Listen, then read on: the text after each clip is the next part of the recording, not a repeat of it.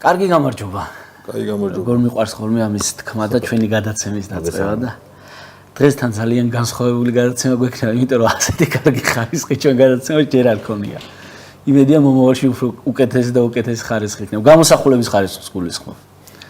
შინაარსი გადასარევი და შინაარსი ყოველთვის მოწოდების სიმაღლეზე. სტუმრები ყავს ყოველთვის შესაბამისი და იმიტომ და ძალიან კარგი სტუმარი ყავს და ძალიან მიხარია თქვენია. დღევანაც მომავდი ვასე გაცნობა და მადლობა რომ გამონახეთ ჩვენს და მეთქვეთეს სტუდია დაგვითმეთ რომ ადამიანური ხარისხი ქონდეს ამ ერთხელ მაინც.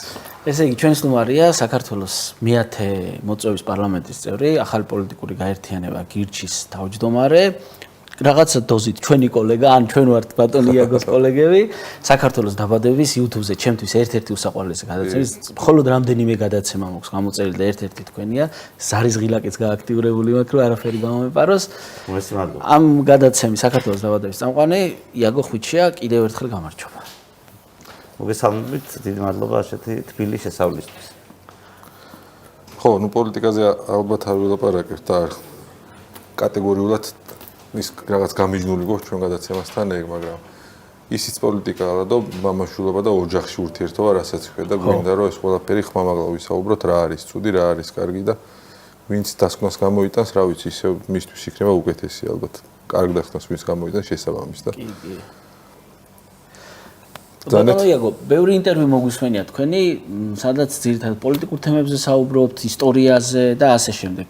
თქვენ შესახებ ვიცით, რომ დაიბადეთ 1992 წლის 19 მაისს მარტვილში, სოფელ დიდჭყონში და აი ცოტა რომ თქვენ გააგრძელოთ. მე მოგულებით რა ხდებოდა. პედაგოგების ოჯახში, როგორც აგრძელებენ, ჩემს სახლში ყველა მასწავლებელი იყო და ყველა მასწავლებელია. დედა ჩემიც, მამა ჩემიც, ბებია ჩემიც, ბაბუა ჩემიც, მამიდა ჩემიც. აუ ზუსტად ახლა მგონია რომ ჩემ ოჯახზე საუბრობ ზუსტად. მამიდაც კი მასწავლებელი მყავს სახლში. ხო, ამიტომ თავიდანვე რაღაცნაირად ეს სპეციფიკა ჩემს ბავშვობას დაძლებდა. იმიტომ რომ მასწავლებლების გარემოში როცა იზრდები, ეს ამას რაღაცა უპირატესობაც ჰქონდა, მაგრამ პრობლემაც იყო თავისთავად, იმიტომ რომ ყველა მასწავლებელს არა, მაგრამ ზოგ მასწავლებელს მაგალითად დედაჩემს ჯეროდა საბჭოთა ბავშვის აღზრდის მეთოდების. და მამაჩემს შედარებით ნაკლებად და ბაბუაჩემს ალბათ ყველაზე ნაკლებად. მაგრამ მაინც ეს გავლენას ნებისმიერ შემთხვევაში ახდენს, რომ პედაგოგების თან საბჭოთა კავშირში ოჯახში ხარ გაზრდილი და ხშირად ეს ჭუბითაც ფარდებოდა ჩემი და დედაჩემის განსაკუთრებით, მაგრამ რაღაცნაირად სულ ვიცოდი, რომ რაღაც უნდა მეცადინა, იმიტომ რომ რომელიღაც მასწავლებელი რაღაცას მოხდა. მამაჩემიც მასწავლებელია ქართულის და სადაც არ უნდა გრამე რო ფუჭდებოდა და უბრალოდ 1 კილომეტრში გამევალ გოჩას ბიჭი იყო იქო და აი მოდიოდა მე მამაჩემი გამწერებული რასაკეთებ და რთულია ეგ ამბავი. ხო, მithumetes სკოლაში ყველა რო გცნობს, რაღაცა შენგან უკვე მასწავლებლის ოჯახიდან რო ხარ, რაღაც ბევრს ელოდებიან, რომ რაღაც მასწავლებლის შვილმა კარგად უნდა ისწავლოს, მოსწრებული ნიშნები უნდა ქონდეს და ძალიან დიდი თამასაა და ცოტა რთულია ბავშვისთვის. ხო, ნუ ყოველ შემთხვევაში ის რაღაც მაინც ამითი მისი განსხვავებული რეჟიმი მქონდა რა, რაღაცნაირად. სხვების მშობლები უკეთესად ეპრობოდნენ საკუთარ შვილებს. ამდენს არ თხოვდნენ. აუ, ერთხელ იყო გეოგრაფიის გაკვეთილი არ ვიცოდი და ბიჭიკო მყავდა ძალიან კაი კაცი. ნუ უთხრა მამაჩემს რა თქმა უნდა. რატო არ ისწავლებო? მეთქი ამოხეული იყო და მაგიტო ძველი და დაფხრეტილი წიგნები იყო მაშინ და 82-იანი ვარ მეც. ხო და მიდი აბა მომიტანეო და ხო ვიცი რო არის ხა არა ამოხეული. სანამ მივედიოთ ახლა ამოხი, მაგრამ ხმა გაიგო ამოხე. მაგრად მომხვდა. ხდებოდა. ბაბუა ახსენეთ, რომელზეც ხაზგასმით თქვი, რომ არ უყარდა ეს რუსეთის აღზრდის მეთოდების არ ჯეროდა. იყო რეპრესიების ხორბლი, ხო? და იყო გადასახლებული მამა თქვენთან ერთად. მეორე მსოფლიო ომის მონაწილეც და მე ბევრჯერ დაჭრილი, გერმანულ საკონცენტრაციო ბანაკში დამყოფი, მე გამოქცეული, მე ჩამოსული 3 წლის მერე ომის დამთავრებიდან გადასახლებული საბჭოთა კავშირში შუა აზიაში და იქიდან დაბრუნებული და ნუ ასე შემდეგ. და ნუ რომელმაც უბრალოდ ცხოვრება ჰქონდა ნანახი და სამყარო როგორ ფუნქციონირებდა ეს მოდა. საბჭოთა კავშირში რასაც სხვა სიტყვის გამოვლაყავდნენ, ამისთვის უკვე ამასაკში რთული იქნებოდა ინვესტიგი გამოელაყებინა. თუმცა ცხადია მას ეს მოდა სად იყო და როგორ იყო, მაგრამ თავის შვილიშვილისთვის კაი უნდოდა და მათ შორის როგორც ბებია ბაბუებს ხშირად ჩვევიათ ხოლმე აღზრდის მეთოდებიც კაი ქონდა ამ გაგებით. ანუ ურთიერთ მოესწარით თუ მოგესწროთ. მე ვიყავი პირველ კლასში რო გარდაიცვალა, მაგრამ ყოველთვის ვამბობ ხოლმე რომ ჩემზე ალბათ ყველაზე მეტი ის დატოვა. რაღაცნაირად აი როგორ გითხრა. უპირატესობის განცდა მქონდა სულ იმის გამო რომ ბაბუა მეუბნებოდა რომ მე ყველაზე მაგარი ვიყავი, ასე უნდა გამეგრძელებინა ოღონდ და მასწავლიდა გეოგრაფიას, მასწავლიდა რაც თვითონ გამოცდილება ჰქონდა ცხოვრების. ну რაღაცნაირად მართლა მქონდა ეს უპირატესობა სანამ ბაბუა ჩემი ცოცხალი იყო და მე ვცდილობდი რომ რაღაცნაირად ეს უპირატესობა ბოლომდე არასდროს არ დამეკარგა. შეგენარჩუნებინა. შეძელით? არ ვიცი ეს ალბათ მე როცა პენსიაზე რო გავალ, მე უფრო გამოჩნდება ვიდრე ახლა ამაზე ლაპარაკი ჯერ ადრე. დედა ჩემი მგონი ჩემი დაბადებიდან წუხს რომ შარიანი ვარო. ბავშვობაშიც კაი გემრიელად შარიანი იყავთ როგორც წავიკითხეთ რაღაცები. რა საფუჭებდით ხოლმე მოკლედ. ну როგორც წესი რაღაც მწყდებოდა და რაღაც მისკდებოდა. ძირითადად ფეხბურთის თამაშის დროს, მაგრამ არც სხვა დროს არ იყო ცოტა. ამიტომ ეს რაღაცა ტრამულობა სულ ახასიათებდა მართლა მგონი არც ერთი სხეულის, არც ერთი კიდური და ორგანო არ მაქვს, რომელსაც რამე არ მეტყობა. და დედაჩემს სამის გამო ისა რა ქვია, სულ ამას ამბობდა, სულ რაღაცა მიმართებოდა. იდეაში სხვაზე აქტიური ვიყავი და როცა ბევრს მოძრაობ და თან ისეთი არათანაბარი სიჩქარეებით, ხანდახან რაღაცას ეჯახები და რამე გემართება, ეს უბრალოდ ძალიან ისეთი იყო. მაგრამ ეს შარიანობა მე მგონი უკვე პოლიტიკაზეც გადმომყვა, ანუ პროფესიაზეც გადმომყვა. კი. ისე ბაბუისა და ის ურთიერთობას დაუბრუნდები. ბაბუა იყო მეორე მსოფლიო ომის მონაწილე. ბაბუა თქვენისგან განსხვავებით გადასახლებული არ ყოფილა, იმიტომ რომ დაიჭრა და იძულებით მოუწია ჩამოსვლა. ბავშვებს ხო გვაინტერესებს ეს ომში რა ხდებოდა, როგორ ხდებოდა და ძალიან ცოტას ყვებოდა ამ ამბებზე. თითქმის არ მიყვებოდა, მიუხედავად იმისა, რომ მე და ბაბუა განუყრელი მეგობრები ვიყავით. ომის ამბები რო გავიხსენო, აი ერთ-ორ ისტორიას თუ გავიხსენებ, ისიც ძალიან სუბუქს. ბაბუა როგორ იყო ამ ხრივ? ან მამას თუ უყვებოდა, მამა თქვენს თუ უყვებოდა ამ ისტორიებს? სხვათაშორის უცნაური არის ის, რომ ახლა მე პატარა ვიყავი, ანუ 6 წლის ბავშვი, რასაც მოყვება, ის არაფერ შუაში არ არის იმასთან, რაც მართლა მოსაყოლია. და მამა ჩემს მე რო ველაპარაკე ამასთან დაკავშირებით, მისი განცდაც და ჩემიც ერთი და იგივეა, რომ ის იცავდა საკუთარ შვილებს და რაღაცებს არ ლაპარაკობდა არც მათთან. ანუ ჩემი აზრით არ ვიცი შეიძლება სწორი იყო თუ არასწორი იყო, ამას შეიძლება გავაკრიტიკოთ ან არ გავაკრიტიკოთ, მაგრამ მაინც ალბათ ბოლომდე არ ეუბნებოდა რა ქვეყანაში ცხოვრობდნენ. და რაც მას გამოვლილი ჰქონდა. თუმცა რა თქმა უნდა ამბავს უყვებოდა. ამბავი იციან. უბრალოდ ის ემოცია, ის სისასტიკე, რომ აი არ შეზიზღებოდათ ყველაფერი საკუთარ შვილებს, მე მგონი ამისგან ჩემი აზრით იცავდნენ. გასაგებია. თოშმეს ეს განცდა. ეხლა ცოტა ისე ერთხელ ვიტყვი და მეც აღარ შევეხები ამას და არ ამყვეთ თუ გინდათ, არ ვიცი, გუშინ წინ თომა ჩაგელიშვილის გადაცემას უყურებდი 37 წლის ამბებზე. და აი არ ვიცი, ვერ ხვდები რანაირად აქვს კიდე შემორჩენილი რუსეთის მიმართ რაღაც სიმპათიები და ისინი არის. აი ამ ჩვენი ბაბუების შემხედვარების მით უმეტეს რა. 37 წლის ამბავი, მე მგონი ყველაზე ნაკლებად გააზრებული ამბავია საერთოდ ჩვენს რეალობაში. ანუ ჩვენ როგორც თავის დროზე ჯერ ხო ჩავიდინეთ 37 წელი რა, რაღაც მომენტში საზოგადოებამ დაუშვა რომ ეს მომხდარიყო. და შემდეგ უკვე ისე რომ არ გავიაზრეთ რა მოხდა, ისე დავგმეთ. ხო. ანუ გააზრების გარეშე დავგმეთ. რა პოლიტიკური ბრძოლის ფარგლებში ვიღაცას რომ სტალინი არ მოწონდა. არა რეპრესიების დაგმობის ფარგლებში, რა ფარგლებშიც რეპრესია უნდა დაგმო, არამედ სტალინი ცუდი კაცი იყოს ფარგლებში. და მერეც უკვე დამოუკიდებელ საქართველოს დროს ძალიან რთული იყო ამის გაზრება, იმიტომ რომ ვიღაცის უბრალოდ წინაპრები მონაწილეობდნენ ამ პროცესში, ერთის მხრიდან, მეორეს მხრიდან და ამ ტკივილის დაბრუნება არავის არ უნდოდა და შეიძლება სწორიც კი იყო და შეიძლება მომავალში უნდა გავიაზროთ. მაგრამ ფაქტია რომ ერთი საუკუნე არ გვეყო ჯერ. ზუსტად ანალოგიური მიზეზის გამო ალბათ არ არის გააზრებული 90-იანი წლების მოვლენები. ну შედარება არ არის რეპრესიები გაცილებით ძიმე იყო და ძალიან დიდი მსხვერპლის გამოიწვია, მაგრამ ბევრის გამსმენია რომ ბევრი ადამიანი იქიდან ცოცხალია და აღარ გვინდა იმ ტკივილის გაღვივება და 90-იანი წლები ფაქტობრივად არ არის ისტორიაში პასუხი არ აქვს გაცემული, ვინ იყო დამნაშავე, ვინ არ იყო დამნაშავე და ასე შემდეგ. მაგაზე შეიძლება ერთი ცხადი პასუხი არ იყოს და მე თავის დროზე გადაცემათა ციკლი მაგდო დავიწყე რომ მაგითხვაზე პასუხი არ მქონდა და ბარემ ბევრი აზრი მომესმინა რომ მე რაღაც აზრი მქონდა ჩამოყალიბებული და საზოგადოებასაც თავისი აზრები გამოეტანა. კი.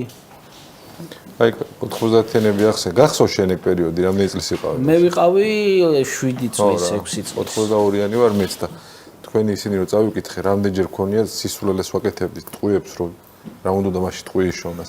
ცეცხლში ჩავყრით და გავმოდით ხოლმე მე რა.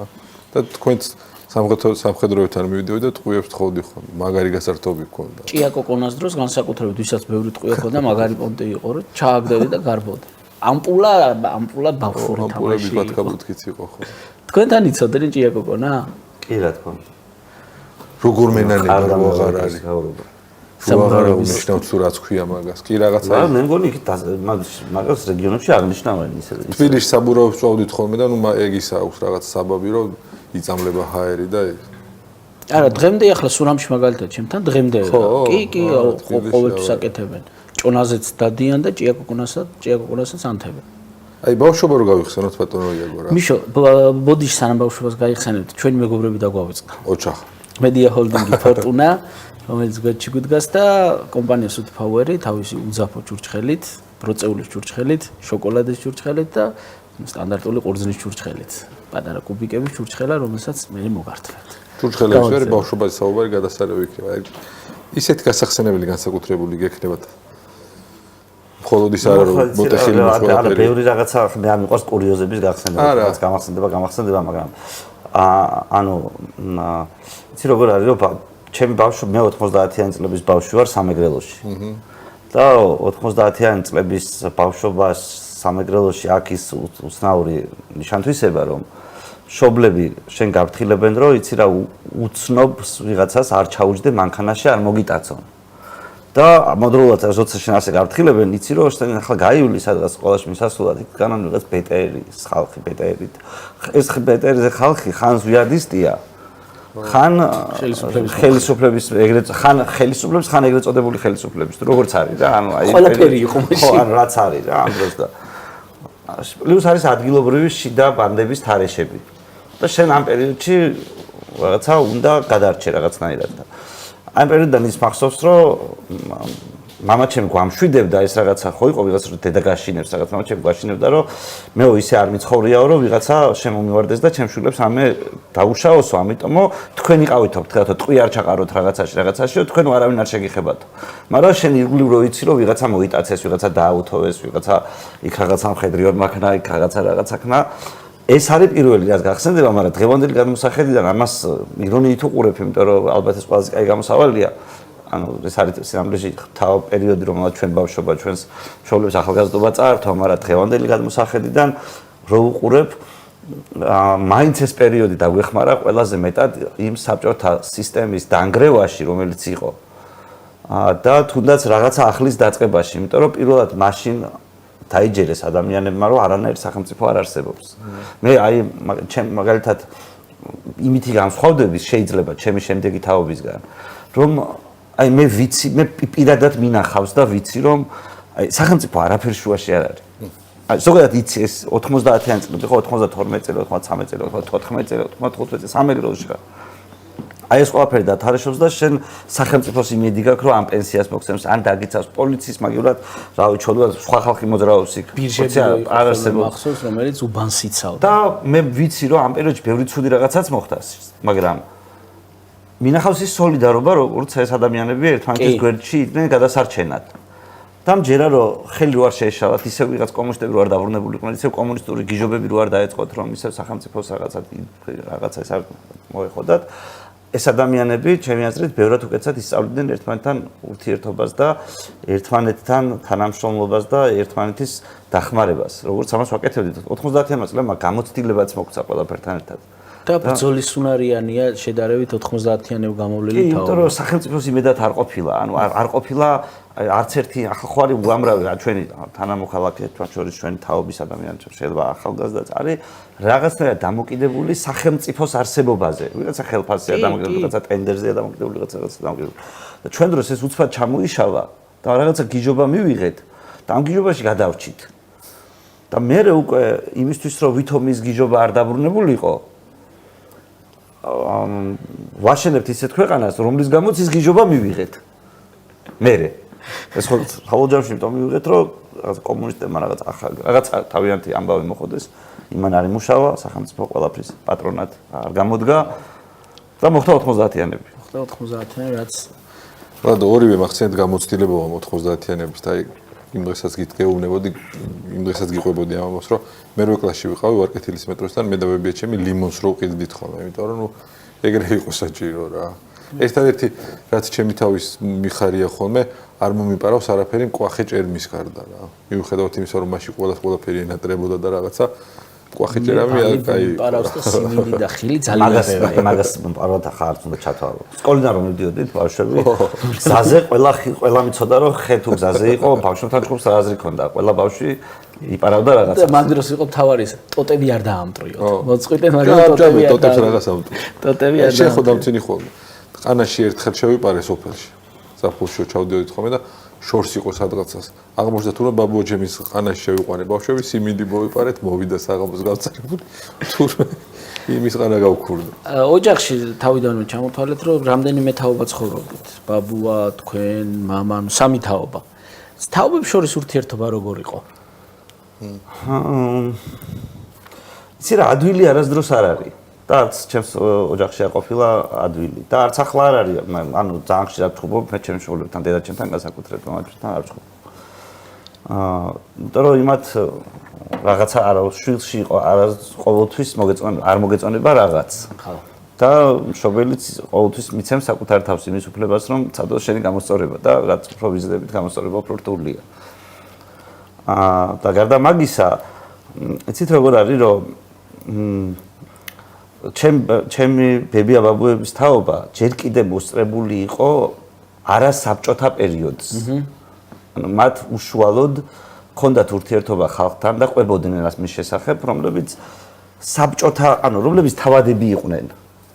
ანუ იცნობდნენ თავადები იყვნენ, ვიღაცა იყო გაკულაკებული, ვიღაცა რაღაცა, მაგრამ ვიღაცა თავადის ქალი იყო მათთვის, ვიღაცა რაღაცა იყო და ჩემი მშობლების თაობისთვის უკვე არა. ჩემი მშობლების თაობა უკვე კოლმეურნეობის თაობა არის, რომ სრულად რაღაც თვალსაზრისით ეს ნაწილი ყველა კოლმეურნეა აქ, ამ კოლმეურნეობის სისტემაში პედაგოგია, როგორც პედაგოგია ჩემი კავშირებიდან რომ დაიწყებენ და მე ყველა საფეხურს რო არა ოქტომბრელობიდან იწყებოდა. და ის მეხსიერებაც რაღაცნაირად იყო გაწყვეტილი, ამიტომ ჩემი ყოველთვის განსხვავდება ბებიების და მამების თაობა სავარაუდოდ შვილის თვალით, მაგრამ აი რაღაცნაირად მათ შორის ნეიტრალური თვალით დღევანდელი გადმოსახედა რო შევხედო, ეს საბჭოთა თაობა არის, ანუ მე მშობლებს კი არ ვაყენებ შეურაცხყოფას, მაგრამ რაღაც თვალსაზრისით ისინი საბჭოთა კავშირის სანიმუშო მოქალაქეები იყვნენ, აი პედაგოგები, ანუ საბჭოთა უნივერსიტეტის დამთავრებულები, რომლებიც მშვიდად ცხოვრობდნენ, იმიტომ რომ რაღაცა არ ზედმეტად არ გაჩხეროდნენ თვალში სისტემას, იმიტომ რომ მათ მშობლებს გამოცდილება ჰქონდათ, რომ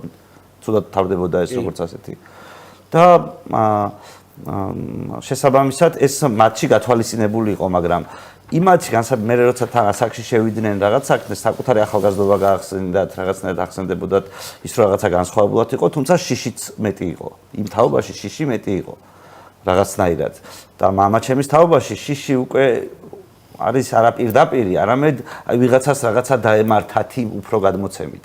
და თვითონ რომ ალაგ-ალაგ მოხვედრიათ სახრე, როცა ვიღაც ყოველდღეს დაიჭერდნენ, რომელიც განყოფილებაში და რამდენიმე დღეს რაღაც აყოლყებდნენ.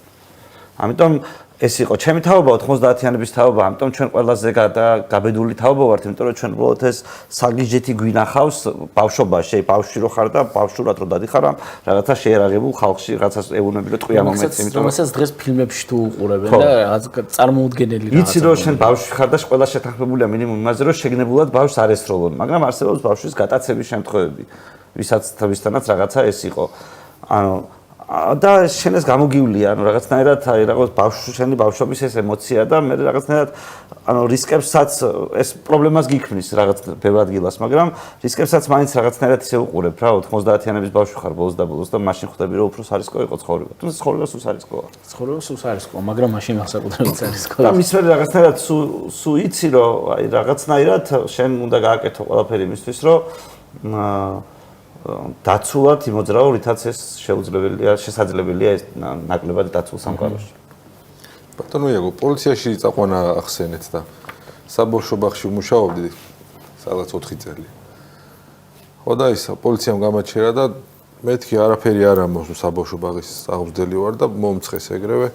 მაგარ კაიფშეო კაცი და ბაღის წაგრძელი არ გაგვიოთ ამათრიეს დიღმის განყოფილებაში.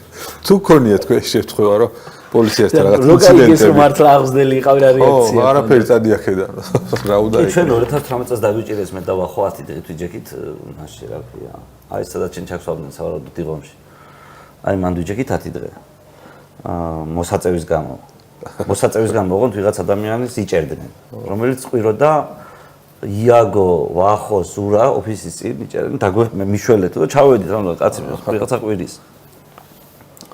და ნუ აღმოჩნდა ვიცნობდით ამ ადამიანს და არ გავატანეთ პოლიციას. ან უთხარით რომ ლეგალიზებულია უკვე მოსაწევი, ან თქვენ რაღაცა ძველი რაღაცით მოძრაობთ, კაცი მოსაბსაბად მიყავთ, ეს უკვე აღარ არის სავალდებულო. ანუ მართლა უკანონო მოთხოვნა ჰქონდათ ამ კაცის მიმართ. მას ვერ აღმოუჩინეს ვერ ნარკოტიკული საშუალება გაჩხრეკვის დროს. იძახდნენ გადააგდო ესაო, ისაო, ჩვენ ეს ვიცით, მაგრამ არ აღმოუჩინეს, ეს ვერ აღმოუჩინეს და ჩვენ დავიჭირეს 10 დღე პოლიციის დამორჩილებას. ვის გაუშვეს? იმედია იმ პერიოდში მაინც შემოგიგზავნა. არა, ნუ ხა ეს ხო კი არ იყო და რაღაცნაირად ანუ პერიოდში არ დაკვლებია მოკლედ მარტივად რო ვთქვა, მაგრამ მაშინ პირველად მივხვდით, რომ აი ამ ქვეყანაში ხო სუიციდი რომ რაღაც რამე შეიცვალა თუ არა. და შემთხვევით ხო არსებობს რომ შევარდნაძის დროს რაღაცა პერიოდი რაღაცნაირი ის იყო რა სამართლიანობის ძიების რაღაცნაირი გზები, მიშას დროს რაღაცნაირი გზები იყო. და ქოცების დროსაც რაღაცას გზების შეიძლება არსებობდეს, მაგრამ შენ მივხვდი რომ უბრალოდ საკუთარ მაგალითზე თორე ისე 100% არ ვიცოდი კაცო, განა იმ დღეს რამე გავიგე, მაგრამ საკუთარ მაგალითზე ის რომ არაფერ შუაში არ არის კანონში დაწერია. ზოგადად და თუ შენი დაჭერა უნდა ვიღაცა ამას ყოველთვის მოძებნის. ხო, ყოველთვის მოძებნის. და იდეაში ჩვენ მაშინ მივხვდი რომ ჩვენ ამაზე უარი არ ვთქვით როგორც ქვეყანა რა რაღაცნაირად რომ ვიღაცა მინისტრის ხუშტურზე პირობითად რაღაცა ვიღაცას დაიჭერ თუ არ დაიჭერ სამბავი იყოს და მის მერე სულ ადამიანებს რაღაცნაირად ნუ მანამდეც პრინციპში ხა ჩემთვის რო გითხრავი მან გასაკუთრებით რაღაც შეცვალა მაშინ შევეჯახე ამას თორე 90-იანებშიც მოხვედრივა პოლიციის განყოფილებაში პოლიციის მე ვცხოვრობდი სტუთქალაქში ბაგების და იქ ვაჟას მეტროდან ხშირად მიწევდა ფეხით გადასვლა და უბრალოდ იქ იმასთან გადასასვლელი ხიდი რო არის ფეხით გადასასვლელი ხიდი იყო მაშინ და იმ ხიდთან სულ იდგა პოლიცია და ანუ აი თავისუფლად შეეძლო შენ დაეჭირე და მე როგორც წესია ძალიან მაღალი სტატისტიკით ხასიათდებოდი ამის განყოფილებაში გადაყვანით შელაპარაკების ნიადაგზე მიხვდებოდნენ რომ ფული არ ქონდა და ვერაფერს ვერ წამართებდნენ დამტოვებდნენ განყოფილების კარებთან და წადიახა შენ ფეხით და ისევ 2 კილომეტრი თუ 3 კილომეტრი ქონდა ფეხით სასიარულო და იყო ალბათობა რომ იქ სხვა პოლიციელი დახვედრილი იყო და ისე წამოიყო არა ბევრჯერ ყოფილა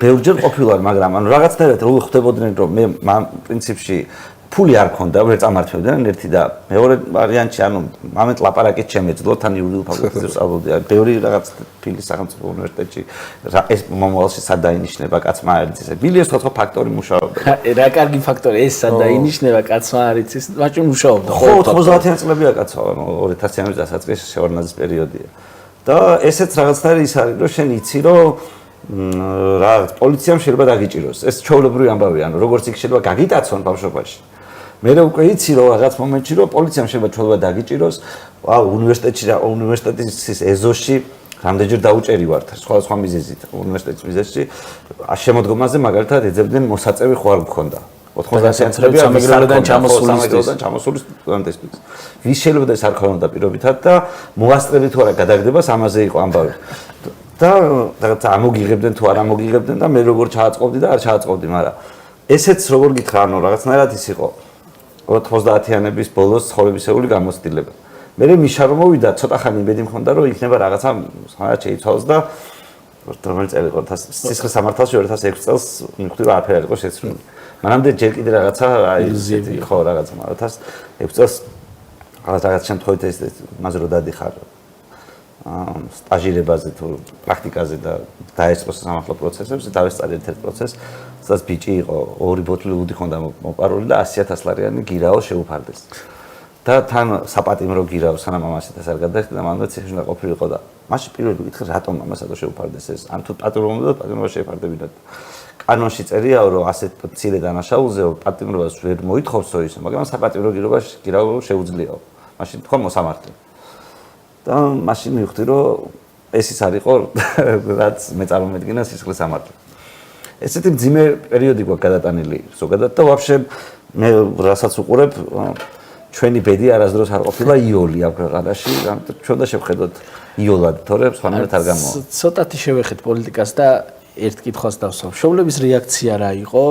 პოლიტიკოსობა რო აირჩია იაგო ხვიჩია?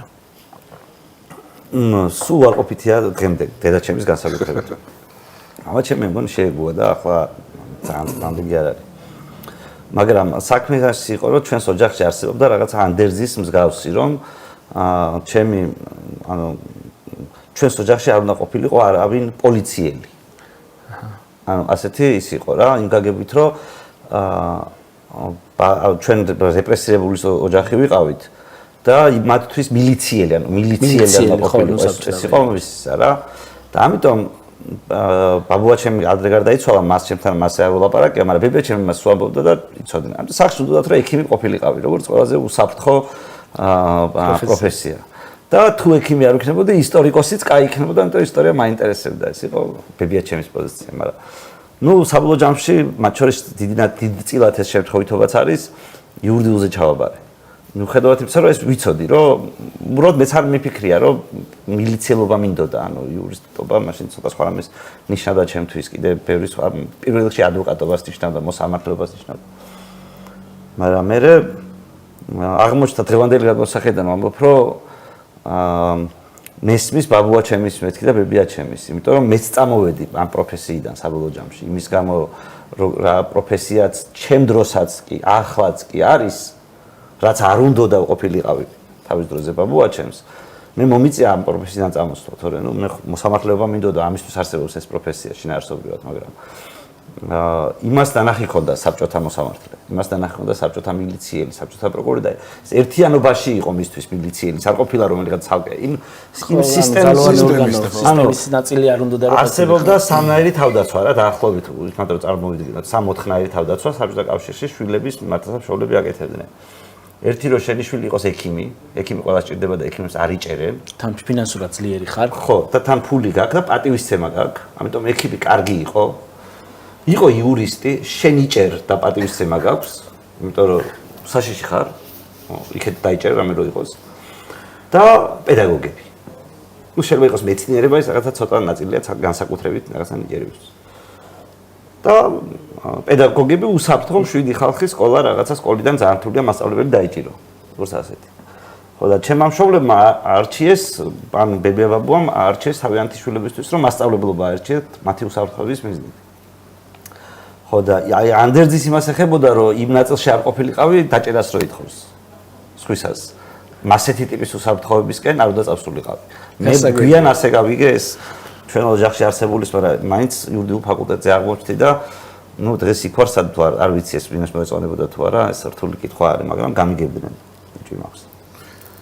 ისე ოჯახში წავალმეც და თქვით წეგან, რომ დედა უფრო მკაცრი იყო, მამა ნაკლებად. ზოგადად როგორ ფიქრობთ, სიმკაცრე რამდენად საჭიროა, რამდენად ჭრის მოზარდზე სიმკაცრე და მამის სიმკაცრე განსაკუთრებით? ეს ანუ სულ ვეჭხუბებით დედაჩემს, რომ რას მერჩოდით მეთქი, ანუ რას მერჩოდით. ეს საბჭოთა აღზრდის მეთოდები, ან მისკენ სწრაფვა ნებისმიერ რაღაცაში, უბრალოდ არაფერ შუაში არ არის, არაფერთან და ჩემი აზრით, რავი, ახლა დედა ყველა ძალიან უყვარს და მეც ძალიან უყვარს და ასე შემდეგ, მაგრამ დღევანდელი გადმოსახედიდან, ანუ ვინმე რომ მაგას თავისუფლს უკეთებდეს, მე შეიძლება წამება ჩავთვალო დღევანდელი კანონმდებლობით. უბრალოდ ისა რა ქვია, საბჭოთა აღზრდის მეთოდები და იერარქია არის ასეთი. არავის არც ერთ საბჭოთა მშობელს, მგონი არც დღევანდელს, მაგრამ იქ განსაკუთრებული აქვს და ვიტყვი რატომაც, არ უნდა რომ მისი შვილი იყოს ოროსანი. ხო. ანუ ოროსნობა თან საბჭოთა კავშირში ოროსნობა აი ნიშნავს როგორ გითხრა მთელი ცხოვრების განმავლობაში აბუჩა დაგდებას შესას. ძალიან განსაკუთრებული შემთხვევა უნდა იყოს რომ ოროსანი რამეში დაწინაურდეს მერე სკოლაში ოროსანია და მას სულ ოროსნად უყურებენ. ასეთი არის რა. რეაბილიტაცია არ ხდება. რეაბილიტაცია არ ხდება. ოროსან ბავშვებად მიჩნეული ბავშვები იყვნენ ყოველგვარი ძალადობის ხერპლი ყველანაირი მასწავლებლისგან. ოროსნობა უკვე ნიშნავდა ყველანაირ შეურაცხყოფას. ურაცუდი რაღაცები გამახსენდა. და არავის არ უტყდებოდა თან ამ ოროსანზე ოროსნის დაძახება. ანუ ეს არ ითვლებოდა რაღაცა ყოველთაოს სირცხვილად, ეს რაღაცა ოროსანმა უნდა წოდნოდა ოროსანი იყო, ოროსანი არ ყოფილიყო. და იყო ხალხი ისე რასახცე რაღაცები მქონდა გავლილი. ხო და ნუ ხა ეს არც ერთ შობელს არ უნდოდა. და შესაბამისად ანუ უნდა ყველას უნდა რომ გესარგებლა ფრიადოსანის პრივილეგიებით. და ჩემი მშობლებიც ამაზე მოწადინებულები იყვნენ და მეც რაღაც მომენტში ალბათ გადავწყვიტე რომ მოდი არ ღირს ახლა მშობლებმა ამის გამო მეჩხუბონ და ამათან საჩხუბრად არ გავიხდი საქმეს მეც ვისარგებლებ ფრიადოსნების პრივილეგიით თუ შემიძლია ამის გაკეთება. მაგრამ ხო ეს ცოტა ან კლასში დაახლოებით ალბათ 15% შეეძლო. 20-საც არა, 10-15% შეეძლო. რომ ფრიად იმ პერიოდის რაც პირველი ფრიადოსნობა იყო ის ყოფილიყო და იქ მე რომ შუაში ყოფი ხალხი არ იყვნენ ცუდ მდგომარეობაში, მაგათაც რაღაცა ის იყო, მაგრამ ქვემოთ ყოფი აი სამოსნები და ოროსნები ძალიან ცუდ მდგომარეობაში იყვნენ და ეს იყო რავი აი საკუთარი შულების მიმართ არა ადამიანური მოპყრობის უფრო მეტი ფორმა რა უნდა იყოს. ის ბავშვები რაღაცაში ჩვენზე მაგრები იყვნენ, ფეხბურთს ჩვენზე მაგრა თამაშობდნენ, ვიღაცებს ძალიან შურდა მათი, ვიღაცა კარგად ღეროდა. სხვა ნიჭები ჰქონდათ და ესენი მიჩნეული იყვნენ ადამიანთა დიდი ნაწილი ოროსნებად და მათ ართულიდან ისინი უფრო ნაკლებები იყვნენ ადამიანად არ აღიქვებოდა ესეთი ის იყო. ხო არის რაღაც ეს ფილმები რო არის განაწილებული კასტები რაღაც ესე იყო. მომент 90-იან წლები იყო და 90-იან წლებში უკვე მოშვებული იყო ის საბჭოთა ჭანჭიკები, რომელიც ამას ნაღფრიადოსანს ხოლო ოროსანს ნაღდოროსნად გახდიდა. ანუ აი ეს უკვე იყო უფრო სახელის საკითხი და არა რაღაცა ბერკეტების. არ იყო კლასში ჩატოვებები მაგალითად, იმიტომ რომ ოროსნების თელი ტკივილი ტრაგედია ადამიანური იყო. როდესაც კლასში ტოვებდნენ. რომ კლასში რო ჩარჩები და ვიღაცას რო ეწევი, რომელიც შენზე 3 წელი დიდია და შენ კლასში ზის და კიდე რო ტოვებენ. ამას ადამცირების პროცესები მოყვება მთელი არა. ნაცვლად მისმა ბავშვს დაეხმარო. კი რა წამო, რამე დაეხმარო, რაც ევასებას აკეთებენ ამ სისულელის და სხვა დღესაც არ აკეთებს. ესეთი უცნაური ბავშვობა იყო, მაგრამ მე შედარებით კარგად მახსენდება, იმიტომ რომ დღეს შევძელი რომ რაღაცნაირად ამას ირონიით შევხედო, იმიტომ რომ მაინც გადავრჩი ალბათ 90-იან წლებიდან და ანუ აი როგორ არის იცი რომ წაგებული თამაშის ყურებაა ტრაგედია, თორემ ამან თუ წაგებული არ ახარ და გადარჩი მაგას გადაურჩი, მე შეიძლება ნახო ეს რაღაცები, გადახედო ამას თავიდან რაღაცნაირად. მაგრამ ხო მესმის რომ საერთოდ არ იყო ეს მარტივი იქნებოდა. ბევრი ადამიანისთვის, არ ჩემი მშობლებისთვის, მათ შორის მე კიდე რაღაცები ვალდებულება, ოჯახის ჩემის ვალდებულება არ ქონია. ანუ მიხედავთ იმისა, სადაც გადარჩენა გიწევდა. და ყველაზე რთული რა იყო, იცი, ოროსანი რო ვიყავი და ანბანის პირველი ასოებიდან იწყებოდა შენი გვარი. ხო, ჟურნალისტი ხარ. ძალიან სტრესული იყო კიდე. ერთხელ მე-5 კლასში გადავოდი სხვა სკოლაში, სურამშივე გადავოდი, ოღონდ სხვა სკოლაში და ახალგადასული ბავშვი ხო თავი ხოვდა დაიმკვიდრო. მიუხედავად იმისა, იქ ბიჭებს ვიცნობდი, მაგრამ მაინც გიწევს რა თავის დამკვიდრება და სექტემბერში სწავლა დაიწყო და დაახლოებით 1-2 კვირაში თქვეს რომ ექთანია მოსული, რომელმაც ტილებზე უნდა შეამოწმოს ბავშვები. არა და მყავდა თან ბევრი. გამწარებული იყო დედაჩემი და მამიდაჩემი ჩემი ტილების გაცლით და ეს რო გავიგე, მესამე გაკვეთილზე ვიცოდი რომ უნდა შემოსულიყო. მესამე გაკვეთილამდე კადრი არ მახსოვს, იმხელა სტრესში ვიყავი რომ შემოვა და კლასში უნდა გაგვიხილოს თავი და იტყვის რომ შენ ტილები ყავს. შვებოდნენ მაგას. ხო, აი როგორ უნდა შემეხედა კლასელისთვის თვალში, გოგოებისთვის და შემოვიდა მასწავლებელი, ალბათ ამაზე თეთრი ვიყავი, ამ ხახალზე თეთრი, არა ყავს. მთელ კლასს ჩაუარა და ყველაზე თქვა არ ყავს, დარწმუნებული ვარ ყველას ყავდა. იმიტომ რომ გვერდზე ვერც ვინც მიჯდა, ხო გადაედებოდა ბუნებრივია, მაგრამ ყველაზე თქვა, ალბათ დამალა ან ვერ დაიდა ხარ ვიცი, მაგრამ ის სტრესი რატო უნდა გააცდევინო ბავშვს კლასთან ერთად? იყო საჯარო ის რაღაც. ხო, საჯარო განხილვა რომ ამას ტილები ყავს. ბატონო, კითხვაზე მაინც მინდა რომ მიპასუხოთ სიმკაცრე რამდენად არ ვიცი ღირს. მე ვფიქრობ რომ ბავშვს უნდა შეხედო როგორც შენს თანასწორ ადამიანს, რომელიც ეზადება დიდობისთვის. ანუ უფლებრივად შენ თანასწორია, შენ ღირსებაც ისე გააჩნია, როგორც შენ სირცხვილეცნობაც ისე გაარჩია, როგორც შენ უბრალოდ ჯერ პატარაა და ემზადება დიდობისთვის. და მთელ ამ საბჭოთა სკოლაში ეს იყო დაკარგული შინაარსობრივად. და ბავშვმა, ანუ სიმკაც, ბავშვს უნდა შეუთანხმდე, რომ მან რო შენ მასთვის კარგი გინდა, მას ასწავლი. და არ შეიძლება ის ძალადობის პროცესი იყოს. მე იმას არ გულისხმობ, შობელი რო გაუბრაზდება ბავშვს და ტრაქზე ხელს წამოვარტყავს. ეს არაფერ შუაში არ არის. ან რაღაცა შობელი რომ კაცრად გეტყვის, რომ ეს რაღაცა უნდა ისწავლო და შეთანხმება უნდა დაიცვა და ასე შემდეგ. ამას არ გულისხმობ. მე გულისხმობ აი როგორ გითხრა საბჭოთა ჩემს პერიოდში რასაც ერქვა სიმკაცრე ამ მოცემულობიდან გამოვდივარ რომელიც რავი აი ბევრ რაღაცნაირ დაშვებას ექვემდებარება სადაც მე მაგალითად ძალიან მიჭირს დედაჩემის რაღაცაში გამტყუნება რომ დედაჩემს მაგალითად მიაჩნდა რომ ბავშვი რომელსაც და ზოგადად ადამიანი რომელიც არის ის გამრავლების ტაბულა მათემატიკოსია ზეპირად არის ის არის დებილი და არ უნდა რომ მისი შვილი ასეთი ყოფილიყო ასეთი ლეგიტიმური ბიზნესთვის რომ დედა იბრძვის ახლა შენ შეგიძლია რომ მას უთხრა რომ რაღაცა შენ მე ცალსახად გაგამტყუნებ ამაში მაგრამ იმიტომ რომ მას შენ ვერ გადაარწმუნებ რომ ადამიანი რომელმაც არის ის გამრავლების ტაბულა იდიოტი არ არის მაგრამ იცი რა არის რომ ახლა როცა შენი ამოცანა არის რომ შენმა შვილმა პირველმა ისწავლოს კლასში გამრავლების ტაბულა შეჯიბრში ხარ რა რაღაცაში შეჯიბრში მონაწილეობ აი ეს უკვე სხვა თემა შეიძლება იყოს თორე ხო რაღაცა დონის შეთანხმების აღსრულებენ ცხოვრება რომ კაცრია წესებს თუ არ იცავ რომ კაცრად ისჯები ეს ხო ადამიანო ბავშვმა უნდა ისწავლოს მაგრამ ეს არაფერ შუაში არ არის საბჭოთა აღზრდის მეთოდებთან ჩემი აზრით მშობლებს ძალიან გვიჭირს შეცდომის აღიარება მეც ვიტყვი რომ ხო ზოგადად ადამიანს უჭირს და განსაკუთრებით მშობლებს და განსაკუთრებით შვილებთან რომ ბოდიშის მოხდა ძალიან ისეთია რა ცოტა რთულია თუ გახსენდებათ მომენტი როდესაც მამას უთქვამს თქვენთვის რომ იცი რა შევცდი და ის ზოგადად ახლა პოლიტიკოსებსაც უჭირთ შეცდომის აღიარება და ახლა თანამედროვე ძალიან დამკვიდრდა სიტყვა რომ შეცდომის აღიარება ინდულგენცია არ არის გასაგები არ არის მაგრამ რაღაცა ფორმით შეცდომას რო აღიარებს ადამიანი უფრო მარტივდება რა ამასთან ურთიერთობა მამასთან თუ გახსენდებათ თქვენ ეგეთი ამბავი რომ უთქვამს რომ კი აი ეს შემეშალა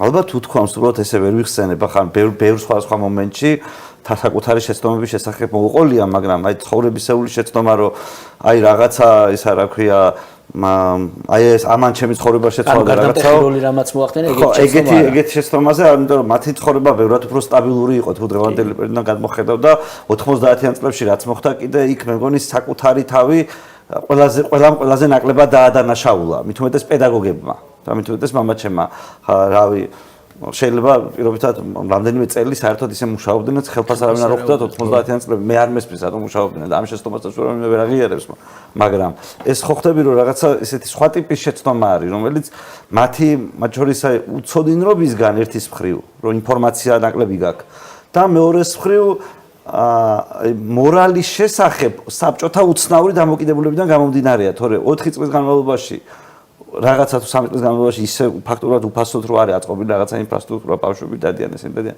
იქნება და რა სწავლობენ კაცმა არ იცის იმიტომ რომ რასაც სწავლობენ ის საბჭოთა კავშირში იყო სასწავლი იმათი პერიოდისთვის იყო მოწყობილი საბჭოთა წიგნი იყო და ცხადია ვიღაცა არის წერა-კითხვას რო სწავლობს და მათემატიკასაც მაგრამ მარტო ეს ხო არ არის ხო და აი ამ პერიოდში როდის ხამაშრები და საზოგადოება მარტო ამ ჩემი მშობლები არ იყვნენ ახლა ასე ხდებოდა ყველა ასე აკეთებდა ყველგან ეგრე იყო ხო ყველგან ესე იყო ეს უფრო სწორი იყო ამ საზოგადოებისგან დღევანდელი გადმოსახედიდან თუ უცბად ცარო ჩამოიშალა მოდი ახლა ადეკვატურ რეალობაში მართლა რა გვჭირდება ის ვისწავლოთ და ამაზე გადავეწყოთ გადავსულიყავით როგორც ტრადიციულად იყო ახლა ტრადიციულად ხო მამები ასწავლიან შვილებს ხელობის კეთებას ექიმი რო იყო ის ექიმობას ასწავლიდა თავის შვილს ვექილი რო იყო ვექილობას ასწავლიდა კერავი რო იყო მეღვინე რო იყო მეღვინებას ასე შემდეგ და ჩვენ რაღაცნაირად საბჭოთა კავშირმა ხო ეს წაგვართვა საბჭოთა კავშირმა თქვა რომ ეს კი არ არის თავარი რა არამედ აი რაღაცა მე მოგიწყვეთ ინფრასტრუქტურას და თქვენი წარმატების და აქ უნდა მე უკეთ ვიცი შერაგინდა შერაგინდა და როგორ კიდე აქაც კი როცა თუ мама იურისტი იყო შვილზეც ჩალიჩობდა რომ იურისტი ყოფილიყო მაგრამ ნუ ისეთი ბარიერები იყო რომ ყველა იურისტ მამას ყველა შვილი იურისტი ვერ ეყოლებოდა ამიტომ რაღაცნაირად ეს ნაწილიც 90-იან წლებში ჯერ კიდე ინერციით მიდიოდა. მე დღევანდელი გადმოსახედიდან არ ვიცი ეს სწორი იყო თუ ჯობდა რომ მოდი ის გვეძებნა თავიდანვე რა გვინდოდა და არა თქვა საბჭოთა სკოლის სახელმძღვანელობის სწავლით გაგრძელება. მაგრამ ახლა წერა-კითხვა რომ უნდა ცოდნოდა ადამიანს, ესეც ფაქტია და საბოლოო ჯამში წერა-კითხვა და მათემატიკის ელემენტარული მათემატიკის მნიშვნელობა გასწავლა სკოლამ რა საბოლოო ჯამში 12 წელი თუ 11 წელი სემესტრში რაც ძალიან ცოტა რამე იყო იქიდან ღირებული. და ისიც რომ მასწავლებელმა გასწავლა შენით მიხვდი ამას მშობელმა გითხრა კიდე საიდან მოვიდა კაცმა არის რა კაი რაღაცა თქვა ბოდიში მიშოვეთ რომ რამდენიმე თვე მუშაობდნენ ხელფასის გარეშე მე წელიც კაცო ხო რომ ახალი წელი განსაკუთრებით ახალი წელი ხო გიხარია და კიდე უფრო იმიტომ ხაროთ რომ ხელფასები იქნება ახალ წელს ვაიქნება ხო ანუ იმედი ქონდათ რა რადო ესეთი სიტყვები თქვა რომ რა პროფესიისაც იყო мама იმას ასწავლიდა შვილსაც აი დღეს 21 საუკუნეში 2025 წელს. რა უნდა ასწავლოს პირველ რიგში მამამ შვილის თქვენი აზრით ბატონო? AI-ის გამოყენება. ხო, ეგეც ისა, კაი პასუხია, ხო. რაღაცა ბევრს საუბრობენ თავისუფლება. ოპტიმალური ვარიანტი. თავისუფლება და მოუკიდებლობა, ეს ფასეულობებიც როგორ ვასწავლოთ მაგალითად თუ გვეტყვით რა. არა, ეს თავისთავად კაცო, ანუ თუ მეკითხები თქვენ სწავლა მართლა AI უნდა ასწავლო, მაგრამ ფასეულობები და მორალი საერთოდ რა შთაუნერგო როგორ აღზარდო ადამიანები არ წმენით, ეს არის ალბათ თავარი, იმიტომ რომ საბოლოო ჯამში ცხოვრება ბევრ ადგილას მოგახვედრებს, სადაც შენ თუ დაზეპირებული გაქვს სწორი და არასწორი, მორალური და ამორალური, დაიბნევი. და ამიტომ რაღაცნაირად ეს შინაგანად უნდა კონდეს, აი რაღაცნაირად წვენის დონეზე უნდა კონდეს, რა მოსულა და რა არ მოსულა და ყველაზე ღირებული რაცაც ადამიანები ოჯახიდან იღებენ, ალბათ ასეთ რამეს უნდა იღებდნენ. მე არ ვიძახი რომ ყველა ოჯახიდან ღებულობს. ზოგი ადამიანს ცხოვრება ასწავლის, ზოგი ოჯახს აქვს და ვერ გადაასცემს. და ბევრი სხვა რამე ხდება ცხოვრებაში, მაგრამ მთელი ამოცანა მაინც ხო იცი როგორ არის მე ერთი რაღაცა მგონია რომ აი არ შეიძლება მშობელმა პირობითად ანდერძის იმედად დატოვოს ურთიერთობები. აი ხო არსებობს რომ რაცა შვილების ურთიერთობა გრძელდება ანდერძის შესაბამისად, ხო რაღაცნაირად ხონება მას გადამწყვეტა იმას მე კონფლიქტის ხება შემდეგ. ანუ აი როგორ გითხრა, ანდერძის ესეთი დოკუმენტია, რომლის უკანაც გარდაცვლილი ადამიანი დგას და იმის იმედად ყოფნა არ შეიძლება. ამიტომ ისე უნდა იყოს დაალაგებული და წარმატება ალბათ ამას მამაშვილობასთან რადგანაც არის თქვენი დამოკიდებული ალბათ ის არის რომ როგორ გითხრა ანდერძის გარეშე იყოს დაალაგებული სიტუაცია. ანდერძი როგორც სამართლებრივი დოკუმენტის საერთაშორისო სხვა ამბავია, მაგრამ დედმამიშვილებს არ დაჭირდეთ ის ფარატინა ქაღალდი ურთიერთობის გასარკვევად. ხო, ეს სიკვდილის მე არ იყვეოდეს, ყველაფერი გარკვეული იყოს სიცოცხლეში.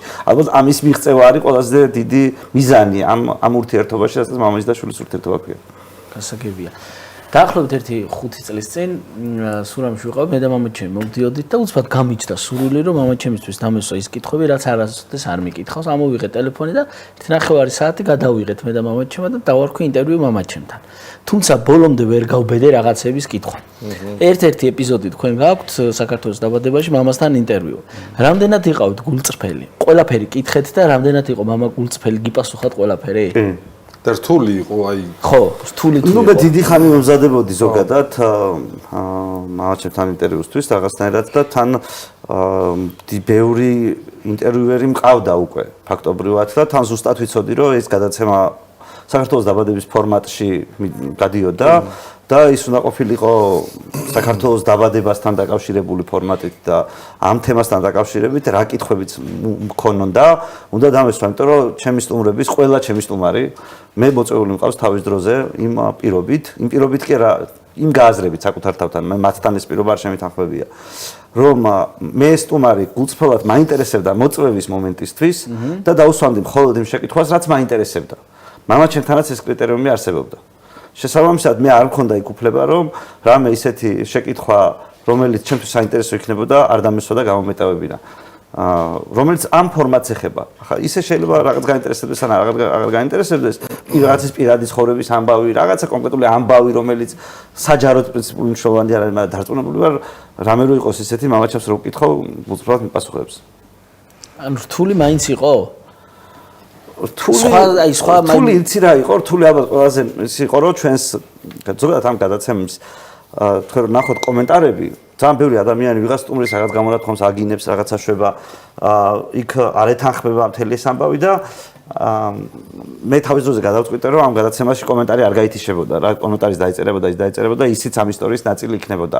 არც ჩემს მიმართ შეურაცხყოფელი კომენტარი არც ხვის მიმართ შეურაცხყოფელი კომენტარი არ წავშალე იმიტომ რომ ვიღაც რო ეკავდა რომ მაგინებენო სულ პასუხობდი რომ მეც მაგინებენ იგივე ადგილაზე რაც არის ეგ არის რა მოდი მათ შორის დავინახოთ საზოგადოების რეაქცია ამაზე და აი როცა მამას ეხება ეს ამბავი აი მაშინ ყველაზე მეტად დავინტერესდი და მახსოვს რომ დადებითი კომენტარები ჰქონდა ამას და მაშინ ძალიან გამიხარდა რომ რაღაცნაირად დანარჩენ შემთხვევაში ამას უყურებ როგორც ნეიტრალურ ამბავს რა ასე თუ ისე და ხშირად მინდა რაღაც ამბავი როგორც არის წარმოჩენილი ადამიანმა სწორად გაიგონ ამ მით უყურებ მაგრამ სხვა შემთხვევაში უბრალოდ როგორც დამკვირვებელი ისე უყურებ რომ ამბავი მაინტერესებს რაც არის და მამაჩემთან სუბიექტური ვიყავი მაინტერესებდა რომ ხალხს მასაც მოწონდა თვითონ ეს გადაცემა და საზოგადოებასაც რომ მოწონებოდა ძალიან მინდოდა და გამიხარდა რას გამოვიდა. ჩვენ გადაცემაზე კომენტარებზე რა თქმა უნდა ვკითხულობთ და რო გავულანძღი ვარ ვიღაცას და რაღაც ცუდი უთქვამს, ფაქტობრივად რეაქცია არ მქონია, ანუ აღმიქვა შეუულებრივ. მამაჩემს მიყავს ხოლმე ხაშურის ივერიის თამაშები. და ვიღაცამ დაწერა ძალიან ცუდი კომენტარი დაწერა და მიშოს დაურეკე. აი გივს გავდები, აი კანში ვერ ვეტეოდი, რომ აი მეთქი ახლა ვიცი რომ არასწორია რომ ამას მივწერო, რომ ვინა ხარ, ნომერი მოვიც. მივხვდი რომ აი მამაჩემზე დაწერილი კომენტარს ძალიან ცუდი რეაქცია მქონდა და რეაგირება და აი ჩემზე საერთოდ არ მქონია რეაგირება. და ეხლა მივხვდი რასაც ამბობდით თქვენ რომ აი მამას კომენტარს განსხვავებულად ველოდიო. მამაზე კომენტარებს განსხვავებულად. ზოგადად გადაცემა, ეხლა მე ვიცი რომ არ არსებობს გადაცემა, სადაც ყველა გაქებს. რამეს თუ გამორიცხულია. ზოგადად თუ რამეს აკეთებ ამ ქვეყანაში, ვიღაც აუცილებლად გაგინებს ეს და ამას უაყვე არაფერი არ უნდა გააკეთო. მაგრამ ამის მიუხედავად ისე საბოლოო ჯამში საზოგადოებას ემოცია დარჩა, ის გაინტერესებს ამ ყველაფრიდან. გასაგებია კი. აუ, ეხლა გამახსენდა ერთ-ერთი კომენტარი ჩვენ ამ ბოლოს დაწერილი სექსოლოგთან ხო ტალახში გვაგორავეს და იწყებს ლანძღვით თქვენ საცოდავებო რაღაც და ამთავრებს ისა უფალი ფარავდეთ. აი ეგ მაგიჯებს ხოლმე. ეს კონტექსტში აქცევენ ყველას და ლოცვას. ხო, ბატონო იგო, ჩემთვის ერთ-ერთ მტკივნე თემასაც მინდა შევეხო, რომელსაც ქვია წიგნის კითხვა და ამ თაობას რასაც უყურებ დიდად გადარეურები არ არიან წიგნის კითხვაზე. თქვენ ნათქვამი იგავთ ბევრჯერ, რომ წიგნი ძალიან გიყვარდა და მათ შორის შოთა რუსთაველის ფანი ვარო ესეც გავთ ნათქვამი. მაინტერესებს მოდი რატომღაც ყველასგან მაინტერესებს რომელი ნაწარმოები უყვარს, იმიტომ რომ მე მინდა ჩემი თქვა ხოლმე რომ ჯემალ ქარშხაძის თქმურია ჩემთვის აი არ ვიცი. ვერაფერ მოვერჩა ანასვლა ჯერჯერობით. წიგზე გითხარით რომ რას კითხულობთ, როგორ კითხულობთ, საყვარელი ნაწარმოები რა გაქვთ და როგორ ვასწავლოთ და შევაყვაროთ ბავშვებს წიგნის კითხვა. და ერთ კითხვას ჩავამატე, მამა თუ გირჩევდათ ხოლმე წიგნების კითხვას. კი, წიგნების კითხვას ყველა მირჩევდა ზოგადად, თორემ რომ წიგნის კითხვა მაინტერესებდა და წიგნებსაც მირჩევდნენ. ხო, ანუ ეგ ვიგულისხმე წიგნებსაც მირჩევდნენ და ვისაც როგორ შეეძლო ისე მეხმარებოდა. უბრალოდ იცი რა არის, აი თელ ამ ჩემს რჩევას და ამ ყველაფერს ერთი პრობლემა აქვს, რომ მე არა ვარ დარწმუნებული, რომ PlayStation, რომელია ახლა მე-5 თაობის თუ მე-6 თაობის PlayStation და GTA გამოდის ახლა ელოდებათ ხელს. აი ეს რო ჩემ დროს ყოფილიყო, მე წავიკითხავდი თუ არა პირობითად უთავ მხედარს, არა ვარ დარწმუნებული მიუხედავად იმისა, რომ გთქვამს ანალოგია. ძალიან მიყვარდა უთავ მხედარი პირობითად. მაგრამ რაღაცნაირად ის ვიცი რომ მე რო წიგნი მაქვს წაკითხული, ის მამდიდრებდა სულ და ახლაც მამდიდრებს. და მეცაც გეტყვით, ანუ რაღაცნაირად ყველაზე მეტად რაც ასეც შეიძლება გამოგადგეს ბევრნაირად ირიბად შენი სიტყვათა მარაგი, აზროვნების რაღაცაზე გავნა იქონიოს, ინფორმაცია მოგცეს რაღაც, მაგრამ მე მაგალითად თავის დროზე გამომადგა, როცა ჩამოვედი სამეგრელოდან პირველ კურსზე თბილისის სახელმწიფო უნივერსიტეტში და იქ სტუდენტები შეიკრიბა ვინ რაღაცას ლაპარაკობს, და უცბად აღმოჩნდებოდა, რომ ანუ ვიღაცები იყვნენ, რომელსაც ასევე ბევრი წიგნი ჰქონდა წაკითხული, შეიძლება ჩემზე მეტი წიგნი ჰქონდა რაღაცა, მაგრამ აი მეც ერთ-ერთი ვიყავი ძალიან ცოტა ადამიანის შორის, რომელსაც იმ დროს იმ გაგებით ბევრი წიგნი ჰქონდა წაკითხული. და შემხვდებოდი, რომ რაღაც ტიპის უპირატესობა გქონდა, როგორც აი ფეხბურთელს აქვს უპირატესობა და ის გრძნობს თავის უპირატესობას თუ უკეთესად არის ნავარჯიშები ან ეგეთი ტიპის არაპირდაპირ უპირატესობას შეიძლება რაღაც კონკრეტულ სახელმწიფოს და სამართლის თეორიის სწავლასთან ეს პირდაპირ კავშირში არ ყოფილიყო, მაგრამ ნუ შენ უპირატესობას გაძლევდა რა რაღაცნაირად. და რაღაც უპირატესობა თავდაჯერება ამ შემთხვევაში. რომ წიგნების კითხვაც თავდაჯერება მოქონდა ჩემ დროს. მაგრამ დღევანდელი გადმოსახედიდან როცა მე ვთქვი წინასწარ რომ არ ვიცი ამ პირობებში როცა ეს არსებობს, როცა ამდენი სხვადასხვა გასართობები აქვს ბავშვებს, წიგნების წაკითხვა იქნებოდა თუ არა ისევ ინფორმაციის მიღების საშუალება, რთული ამის თქვა, თუმცა მე ვურჩევდი მაინც საკუთარი გამოცდილებიდან გამომდინარე იმისთვის, რომ იყვნენ უფრო მეტად თავდაჯერებულები. ბოლოს რა წიგნი წაიკითხე? ბოლოს რა წიგნი წავიკითხე? ბოლოს ახალ კითხულ უბრალოდ აი ხანე დავიწყე და არ დამთავრებია ლევ ტოლსტოის აღდგომა. კარგი რამესია.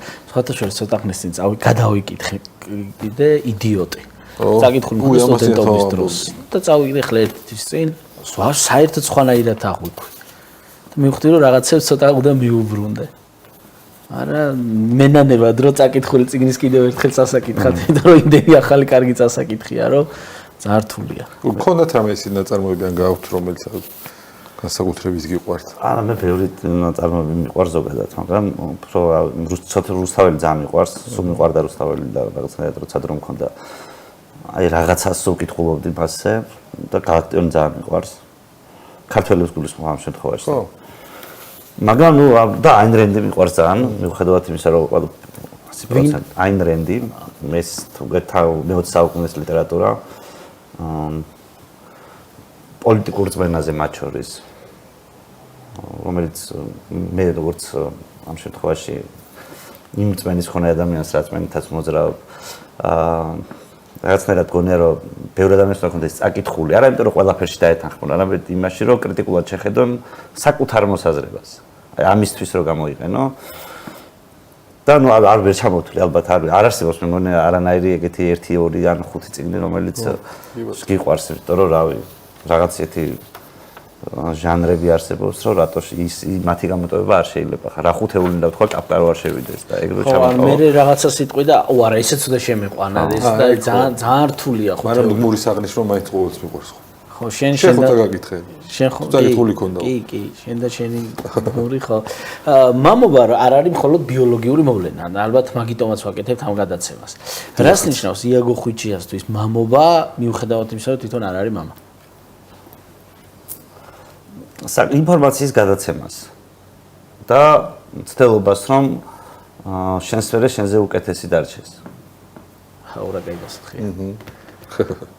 ხო, არ ვიცი, ისე ბევრი ადამიანური და ემოციური მომენტების დახასიათება შეიძლება, მაგრამ მე თუ რაღაც კონტექსტუალურად მათ შორის იმის გათვალისწინებით რომ ამა არ ვარ მეკითხები, ვფიქრობ, რომ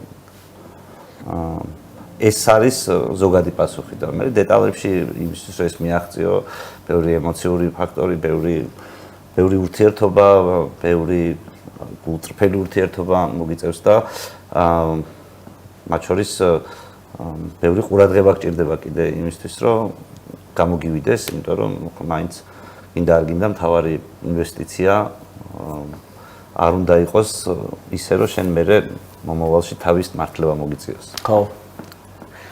არადა ხშირად გვიწევს რაღაცებზე თავის მართლება. გადავიდეთ თამაშზე, ერთ კითხვასაც დავსვავ. როგორ რეაგირებს დედა და მამა ლანძღვაზე, რომელიც პოლიტიკოსებს ძალიან ხშირად აქვთ და მით უმეტეს თუ სოციალურ ქსელთან მიუწევათ ხელი, არც თუ ისე ბევრ სასიამოვნო კომენტარს წაიკითხავენ თქვენ შესახებ. ყველას არ კითხულობენ ზოგადად, მაგრამ მე მგონი უფრო ამდენი ხნის განმავლობაში ესმით, რომ რაც უნდა გააკეთო, ვიღაც მაინც გაგინებს. ამიტომ მაგრამ შულის ცოტა რთულად ახსაკა. აი იცი როგორ არის, რომ უფრო მე მგონია, რომ მაინც დედა ჩემი ამას უფრო იმად იყენებს, რომ აი რო არ მოწონს ბოლომდე რო პოლიტიკაში ხარ, აი ნახე ხალხი გაგინებს, აი ერთ-ერთი არგუმენტია და ის რომ ამაზე ის ხელავს და არ ესმის, რომ აქ ყველაფერი შეგაგინებენ, რაც უნდა გააკეთო. გასაგები. ვიღაც თავი ვინ გაგინებს. თორე ვიღაც აი არ არსებობს რამე საკეთებდი და მას მოწინააღმდეგე არ გავდეს. ან გულწრფელი, ან არა გულწრფელი, მით უმეტეს პოლიტიკაში. თავიდან მაინც ნერვიულობდით და განიცდით მაგ ამბავს. რას? აი ვიღაცები ესე უარყოფთ რაღაცებს რო წერენ. იცი როგორ იყო, როცა პოლიტიკაში მოვიდა, დავწყვიტე მოსვლა. ხო. ბავშვი არ ვიყავი ისეთი, რომ უბრალოდ წარმოდგენა არ ქონდა სად მოვიდიოდ. გასაგებია რომ დღევანდელ განმოსახედან წარმოდგენა არ ქონდა სად მოვიდიოდ. მაგრამ აი იმ გაგებით რომ აქ თუ მოდიხარ კინებას უნდა ელოდო და შეეჩვიო, ეს მესმოდა, თუმცა თავდაპირველად თქვენ რომ ნახოთ 2016-2017 წლის იაგო რომელიც Facebook-ზე კომენტარებს დაასდევს და იყო ეგ პერიოდი. ასუხობს და რას ლაპარაკო. და ნუ ძალიან ამ გაგებით მე ვფიქრობ რომ მთელი ეს მარტო ჩემში არ არის, მაგრამ მთელი საქართველოს სადისკუსიო სივრცე იყო ერთ დროს Facebook-ი და ყველა ერთმანეთს აგინებდა ერთი პერიოდი. და ნუ ხდებოდი რომ ოკეი, ან ხარ ამ სივრცეში, ან არა ხარ ამ სივრცეში და მე რადგანაც ვარ, ასე ყოფილა საჭირო. ესე შევხედე, მაგრამ ისე ზოგადად ვცდილობ რომ ნორმალურ ისე ვიცხოვრო რომ ნორმალურ ხალხს ჩემი გინება არ მომდეთ. და ხა გიჟები რას იზამენ ამის ხალხი რომელიც არ მიცნობენ, მაგრამ რაღაცა არც ბევრ დროს არ ხარჯავენ იმის გასარკვევად უნდა მაგინონ, უნდა მაკონ. ასეთი ხალხი რას იტყვის, ამას დიდ მნიშვნელობას შინაგანად შედა პოლიტიკაში არ არის მომგებიანი, მაგრამ შინაგანად ვერ ვაქცევდით ყურადღებას. ანუ ჩემთვის მნიშვნელოვანი არის ნორმალური აზრიანი და ისეთი ადამიანების მოსაზრება, ვისაც პატივცემ და სიტყვა ეთქმის თორე რაღაცა გიჟი რომელსაც არაფერიც შენს და გაგინებს რა აზრია. და ეგრევე რაც მისგან არ ჩიქებაა გასახარები. ხო, აფიშვე ტროლების მეტი რა არის, ხო, ჩვენს პროფესიაში არავის არ უყურს. მეგობარი უყავს თქო გიხარით, სუთი ფაუერი, ჩურჩხელები ძაფის გარეშე. ბროწეული ჩურჩხელა. მათი ჩურჩხელა ბროწეულისაც არის? კი ბატონო და შოკოლადისაც არის. ამ შემთხვევაში ბროწეულისაა მხოლოდ. შეგიძლიათ დააგემოვნოთ წესით ძალიან მოგეწონებათ.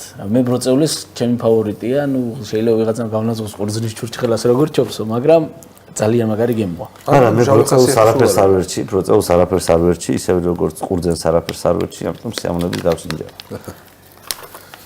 და კარგად გამომწესე. პოლიტიკოსები, როგორც წესი, ხანდახან ფრთიანი გამონათქვამებით გამოირჩევიან. რამდენიმე გამონათქვამს წაგიკითხავთ და უნდა გითხრათ, ტყუილია თუ მართალი. ანუ თქვა მართლა თუ ჩვენ მოვიგონეთ. აი.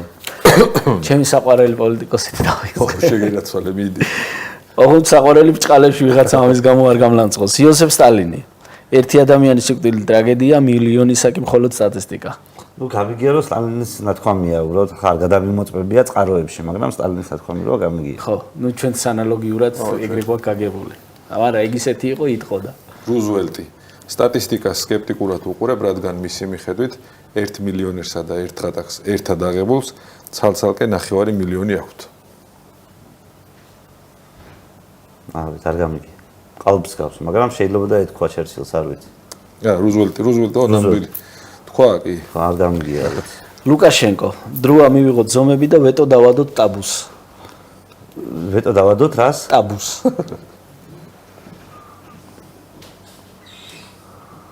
არ უთქვამს. თქვა. ჰელმუტ კოლი. ბიუჯეტი მინუსია, მაგრამ მორალურად პლუსში ვართ. თქმელი იყო. არა, ეს მოვიგონეთ. ელცინი. ნუ თუ რუსული შოკოლადი იმპორტულზე ცუდია და ლუდი არაღზე აღარაფერს ვამბობ. იტყოდა. კი. იტყოდა ისეთი ელცინი და არაღი. ისეთი კაცი იყო, იტყოდა. ტრამპი პატივცემული პოლიტიკა იგივეა რაც ქორწინება.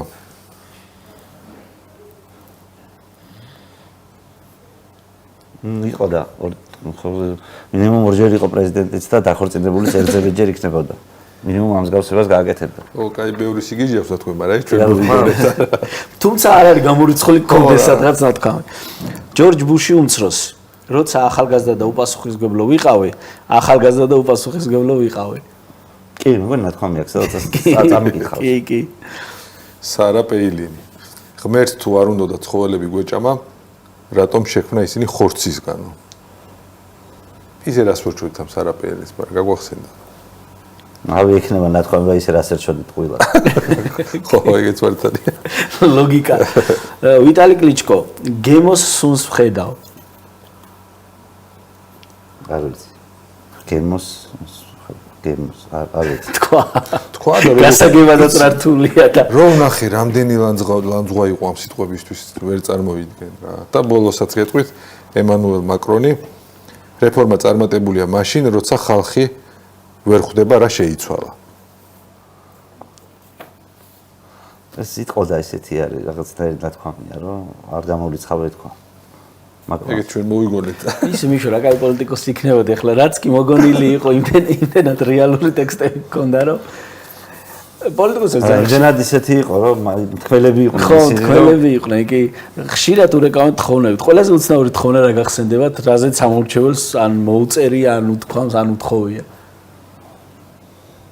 ყველაზე უცნაური თხოვნა არ ვიცი მაგრამ ჩვენ საყოველთაოდ ცნობილია რომ დაგვირეკა გავრაზებულმა მოქალაქემ, რომელიც ბანკებით იყო შეწუხებული და როცა ვკითხეთ, რომ აი ხალ არჩევნები ერთვის მომხდარი იყო და ბანკების პროცენტებით და ვის მეცით ხმაურობ და ლელოსო გითხრა. ანახი ეგ ვიდეო. ყველაზე უცნაური არ ვიცი რა მომხდარი. ანახი მაქვს ეგ ვიდეო, კი. მიშო, მადლობა რა გვეთქმის. სტუმართან ძალიან კარგი საუბარი გამოვიდა. ვიზაურეთ მამობაზეც, მამაშვილობაზეც, ოჯახზე 90-იან წლებზეც, რაც ძალიან ძიმე წარსულია ჩვენი, მაგრამ ვისაუბრეთ ხალისით. კი ბატონო, და ძალიან დიდი მადლობა იმ დახმარებისთვის, ეს ერთი გადაცემა ამ ეტაპზე, ეს ერთი გვექნება ხალისხიანი, მაგრამ მაგის დროც მოვა, რომ თუ არ მოვა და მაინც გაყოფილები ვართ, ხო? ჩვენ დაალკეთ ხალხის გვერდით და მეტი შანსი ექნებათ, რომ უკეთესი ხარისხის გადაცემა გქონდეთ. დიდი მადლობა. დიდი მადლობა. აბა დროებით, გამოიწერეთ ჩვენი არხი, რა თქმა უნდა და აბა დროებით.